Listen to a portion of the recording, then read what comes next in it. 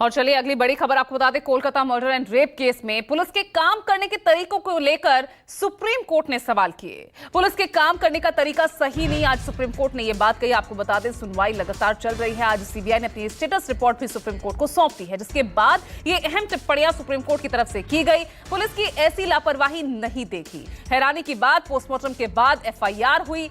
अस्पताल ने पुलिस को देर से सूचना क्यों दी? कपिल सिब्बल की सफाई स्वीकार करने लायक नहीं है, यह भी सुप्रीम कोर्ट ने कहा। तो आपको बता दें कि आज ये अहम टिप्पणियां सुप्रीम कोर्ट की तरफ से की गई है, जिसमें राज्य सरकार के रवैये को लेकर, अस्पताल प्रशासन के रवैये को लेकर, पुलिसिया कार्रवाई को लेकर ये अहम टिप्पणियां सुप्रीम कोर्ट ने कही। सीधे तौर पर पूछा यहां पर कि आखिर अस्पताल ने देरी से पुलिस को सूचना क्यों दी? पोस्टमार्टम के बाद एफआईआर दर्ज क्यों हुई? ये तमाम वो सवाल थे जिस पर आज जमकर फटकार सुप्रीम कोर्ट ने लगाई। और मेरे साथ सुप्रीम कोर्ट से ही जुड़ रहे मेरे सहयोगी प्रभाकर मिश्रा। प्रभाकर, तमाम में अहम टिप्पणियां मैं देख रहे हैं। आपने जिस तरह से खबर आपने ब्रेक भी की, मैं समझना चाहूंगी जब ये अहम टिप्पणियां आई, ये किन परिस्थितियों में सुप्रीम कोर्ट को ये सब कहना पड़ा? मैं उस वक्त की तस्वीर को समझना चाहूंगी सुप्रीम कोर्ट की।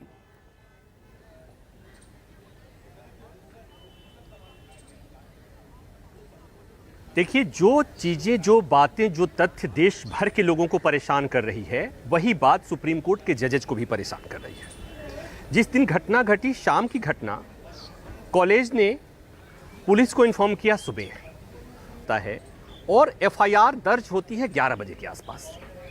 तो ये जो सवाल है अस्पताल प्रशासन को लेकर, सवाल है अब पुलिस को लेकर, पुलिस के रवैये को लेकर, पुलिस की जांच को लेकर। जब एक संदिग्ध मौत का मामला दर्ज हुआ और पोस्टमार्टम के बाद से एफआईआर दर्ज होती है, ये भी इसे एक एक चीज को समझने की जरूरत है।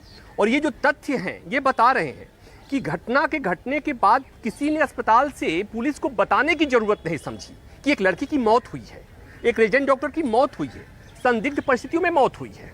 सुबह बताया जाता है, पुलिस सुबह आती है।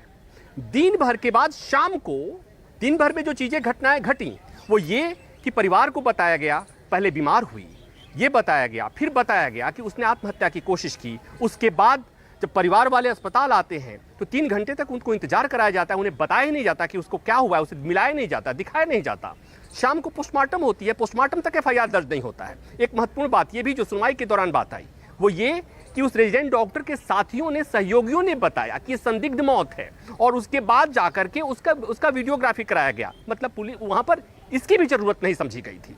तो इस तरह से, और उसके बाद से पोस्टमार्टम के बाद एफआईआर का दर्ज किया जाना, और उसके बाद इतना सब होने के बाद से आरोप ये भी, और सीबीआई ने कोर्ट में कहा है कि वो जो सीन ऑफ क्राइम है उसको प्रोटेक्ट नहीं किया गया। सामान्यतया अपराध की ऐसी सूरत में पहले क्राइम सीन को प्रोटेक्ट किया जाता है ताकि जांच एजेंसी वहां जाए और वहां पर सबूतों से छेड़छाड़ नहीं हुआ हो, ताकि वो वहां जांच कर सके, सबूत इकट्ठा कर सके, वहां से एविडेंसेस कलेक्ट कर सके। तो ये तमाम चीजें हैं। तो ये सवाल पुलिस पर भी है, सवाल अस्पताल प्रशासन पर भी है। पिछली सुनवाई के दौरान भी कोर्ट ने पूछा था ये, कपिल सिब्बल ने तब इस बात को कहा था, शायद उनके पास उस समय इस बात का जवाब नहीं रहा होगा, तब उन्होंने कहा कि मैं यहाँ किसी को डिफेंड करने नहीं आया हूं, क्योंकि तब भी कोर्ट ने पूछा था कि एफआईआर दर्ज करने में इतना विलंब क्यों हुआ। आज स्पेसिफिक सवाल पूछा गया, फिर वही बातें कि अस्पताल प्रशासन ने पुलिस को इन्फॉर्म लेट से क्यों किया, एफआईआर पोस्टमार्टम के बाद क्यों दर्ज हुई। शायद कपिल सिब्बल आज भी नहीं समझ पाए होंगे कि इस तरह का सवाल पूछा जाएगा। कोर्ट एकदम से स्पेसिफिक पॉइंटेड सवाल पूछ रहा था कि इतने बजे 6 बजे से 7 बजे तक अगर पोस्टमार्टम की प्रक्रिया हुई तो 11 साढ़े 11 बजे एफआईआर दर्ज क्यों हुआ। घटना रात को हुई तो सवेरे 10:10 पर पुलिस को इन्फॉर्म क्यों किया, पुलिस तब क्यों आई। शायद कपिल सिब्बल आज भी तैयार नहीं थे, क्योंकि उन्हें लगा होगा कि सीबीआई ने स्टेटस रिपोर्ट दायर कर दी है और उस रिपोर्ट पर बात होगी। उन्हें लगा होगा कि राज्य सरकार की तरफ से रिपोर्ट दायर कर दी गई है, उस पर बात होगी और बात आगे बढ़ जाएगी। लेकिन नहीं, सुप्रीम कोर्ट को वो जवाब चाहिए और इसलिए लगातार सुनवाई चल रही है। लंच के बाद फिर सुनवाई होनी है, जहां पर फिर सवाल पूछने की कोशिश होगी, जवाब ढूंढने की कोशिश होगी, क्योंकि कोर्ट हर हाल में इन सवालों का जवाब लेना चाहता है कि आखिर उस दिन क्या हुआ था और अस्पताल प्रशासन ने पुलिस को सूचित करने में इतना विलंब क्यों लगाया।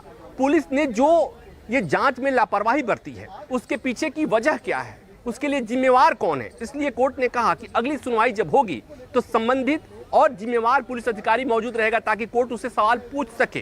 तो ये चीजें चल रही हैं। सीबीआई के रिपोर्ट में जो कोर्ट में पेश हुआ है, चीजें आई हैं, वो ये बता रही हैं, सजेस्ट कर रही हैं कि वहां पर सबूतों से छेड़छाड़ हुई। उस क्राइम एविडेंस जो जहां से वो जो सीन ऑफ क्राइम है उसको प्रोटेक्ट नहीं किया गया था। तो ये सवाल अस्पताल पर भी है और सवाल पुलिस के रवैये पर भी है, पुलिस की जांच पर ही है। और ये जब दोनों जांच पे सवाल जब खड़े होते हैं तो फिर वो सवाल सीधे जाकर के ममता बनर्जी सरकार पे चस्पा हो जाते हैं, एक धब्बा की तरह से चिपक जाते हैं किसी सरकार के लिए। और इस दाग को छुड़ाना ममता बनर्जी सरकार के लिए आसान नहीं होगा, क्योंकि निर्भया की घटना के बाद ये रेजिडेंट डॉक्टर का जो मामला है, जो जघन्यता हुई और जघन्यता के बाद जिस ढंग से सरकार ने इसे, स्टेट ने इसे हैंडल किया है, अस्पताल ने इसे हैंडल किया है, पुलिस ने जिस तरह से हैंडल किया है, तभी जस्टिस पारदीवाला को कहना पड़ा कि 30 साल के अपने करियर में उन्होंने इतना पुलिस की लचर जांच और पुलिस की इस तरह की अगंभीर जांच को नहीं देखा है। तो ये जो टिप्पणी है वो सीधी टिप्पणी है सरकार के खिलाफ। ये सीधी टिप्पणी ये पुलिस प्रशासन पर और अस्पताल पर नहीं है, ये सीधी टिप्पणी है सरकार के खिलाफ। और ये टिप्पणी की शुरुआत हाईकोर्ट से हुई थी। हाईकोर्ट ने भी इस तरह के सवाल पूछे और ये तथ्य है कि मेडिकल कॉलेज हॉस्पिटल के प्रिंसिपल ने इस्तीफा दे दिया था, क्योंकि उसे लगा कि बात इतनी बढ़ गई है, उसे इस्तीफा देना चाहिए। लेकिन 12 घंटे के भीतर ही उसको दूसरे कॉलेज हॉस्पिटल का प्रिंसिपल नियुक्त कर दिया गया। हाईकोर्ट ने भी सवाल पूछा था, सुप्रीम कोर्ट ने भी सवाल पूछा। तो ये जो ऐसे सवाल हैं जिनका जवाब सुप्रीम कोर्ट ढूंढना चाहता है, जानना चाहता है, और जवाब देगा कौन? तो जवाब अस्पताल प्रशासन को देना है, जवाब कोलकाता पुलिस को देना है, जवाब राज्य सरकार को देना है। और उनके लिए खड़े हुए हैं कपिल सिब्बल, जो फिलहाल कपिल सिब्बल उन सवालों का जवाब उनके पास नहीं मिल रहा है, नहीं दिख रहा है। अभी फिर सुनवाई चल रही है, तो सुनवाई के बाद इसमें महत्वपूर्ण बातें ये भी आई सुनवाई के दौरान, वो ये कि तमाम जो डॉक्टर्स हैं, रेजिडेंट डॉक्टर्स हैं, जो देश भर में प्रोटेस्ट कर रहे हैं, उनके खिलाफ कार्रवाई सुनवाई दोबारा लंच के बाद शुरू होगी और देखना दिलचस्प होगा कि आगे क्या कुछ और अहम टिप्पणियां सुप्रीम कोर्ट करता है। बहुत बहुत शुक्रिया आपका प्रभाकर इस तमाम जानकारी के लिए। वहीं देखिए एक और बड़ी खबर